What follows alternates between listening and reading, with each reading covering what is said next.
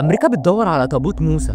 يا صديقي، مش فيلم خيال علمي، ده حقيقي وبيحصل بقاله سنين. التابوت اللي كان فيه سيدنا موسى وهو لسه رضيع، اللي رماه أهله في النيل وراح مباشرة لقصر فرعون. يعني من أول لحظة موسى دخل النظام الفرعوني من الباب الكبير كأنه ابن من أبناء القصر. بس خد بالك، التابوت ده مش أي تابوت، ده فيه سكينة من ربنا، فيه رهبة وفيه قوة وفيه طاقة غريبة كده، لدرجة إن بني إسرائيل نفسهم كانوا بيرتجفوا لما بيطلع قدامهم. زي ما بقولك. بس الغريب ان التابوت ده اختفى، ولا مؤرخ عارف هو راح فين، ولا حتى التاريخ ساب له اثر. لو وصلت لحد هنا يبقى اكيد انت من الناس اللي بتحب تدور في التاريخ. اديني لايك كده حلو ومتابعه من اللي بتفرح، عشان نوصل الفيديو ده ل1000 لايك، عشان نكمل الحكايات اللي محدش بيحكيها، اللي بيخلي امريكا وناس تانية كتير يفتشوا في كل حجر في فلسطين وفي انفاق القدس وحتى في جبال اثيوبيا. هو ان في معتقد بيقول اللي يلاقي تابوت موسى هيملك قوة روحية عظيمة، قوة ما تتغلبش. قول لي بقى، لو التابوت ده في ايدك هتعمل بيه ايه؟ اكتب لي في الكومنتات.